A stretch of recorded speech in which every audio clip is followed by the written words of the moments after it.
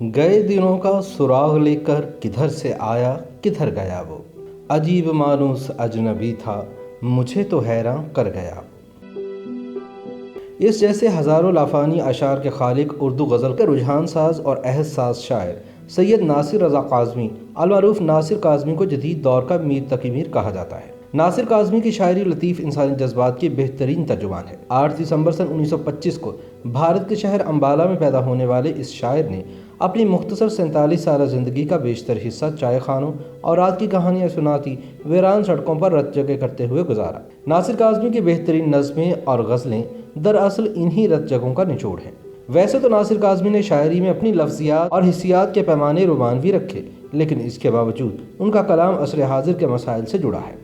غزلیں اور منفرد استعارے ان کی شاعری کو دیگر ہم عصر شعراء کے اسلوب کلام سے ممتاز کرتے ہیں۔ ناصر کاظمی کے والد کا نام محمد سلطان کاظمی تھا اور وہ رائل انڈین فورس میں صوبیدار میجر تھے۔ ناصر نے ابتدائی تعلیم نوشہرہ، پشاور اور امبالہ سے حاصل کی اور قیام پاکستان کے بعد لاہور آ کر گورنمنٹ اسلامیہ کالج سے FA کا امتحان پاس کیا۔ ناصر کاظمی سن 1939 میں صرف 16 سال کی عمر میں ریڈیو پاکستان لاہور کے ساتھ بطور سکرپٹ رائٹر منسلک ہوئے اور پھر آخری وقت تک کسی نہ کسی صورت ریڈیو پاکستان کے ساتھ ہی منسلک رہے۔ اس دوران وہ مختلف ادبی جریدوں اور اوراق نو، ہمایوں اور خیال کے مدیر بھی رہے۔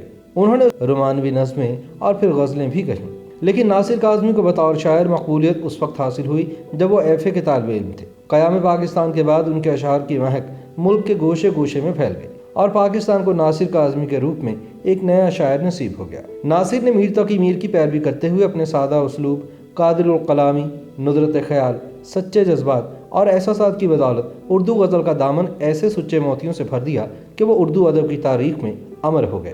ناصر کاظمی کا پہلا شعری مجموعہ برگ نئے کے نام سے سن 1952 میں شائع ہوا۔ ان کے دیگر شعری مجموعوں میں پہلی بارش، نشاط خواب، دیوان اور سر کی چھایا شامل ہے۔ ناصر معروف ادبی رسالوں، اوراق نو، ہمایوں اور خیال کی مجلس ادارت میں بھی شامل رہے۔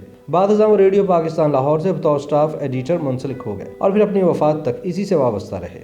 ناصر کلاسیکل شعراء میں سے سب سے زیادہ میر تقی میر سے متاثر ہوئے۔ اس کے علاوہ وہ فراق، غالب اور دیگر اساتذہ کے کلام سے بھی اکتساب فیض کرتے رہے۔ ناصر کی مشہور غزلوں میں دل دھڑکنے کا سبب یاد آیا بھی شامل ہے۔ ناصر کاظمی نے برصغیر کی آزادی کے ہنگام کو دیکھا اور اس کے ہمراہ آنے والے دکھ اور آلام ان کی روح کو جھنجھوڑ گئے۔ ہجرت کے صدمے سے دوچار ناصر کاظمی نے اپنے کرب اور تکلیف کو اپنی شاعری میں بیان کیا ہے۔ ناصر نے سادہ انداز میں ایسی گہری باتیں کی ہیں کہ سننے والا دنگ رہ جاتا ہے۔ ان کی شاعری پر آواز کا جادو جگا کر کئی غزل گائک بام عروج تک پہنچ گئے۔ ناصر کاظمی نے 2 مارچ سن 1972 کو معدے کے کینسر کی وجہ سے اس دار فانی سے کوچ کیا۔ وہ ایک سچے تخلیق کار تھے اور وہی لکھتے تھے جو محسوس کرتے۔ معروف ادیب ممتاز مفتی نے ناصر کاظمی کے بارے میں کہا تھا کہ ناصر نہ صرف شاعر تھے بلکہ شاعر دکھائی بھی دیتے تھے۔ مارچ سن 1972 میں سخن کی یہ شمع گل تو ہو گئی، لیکن لاہور کی مال روڈ آج بھی اپنے اس شب بیدار شاعر کے قدموں کی چاپ کی منتظر رہتی ہے۔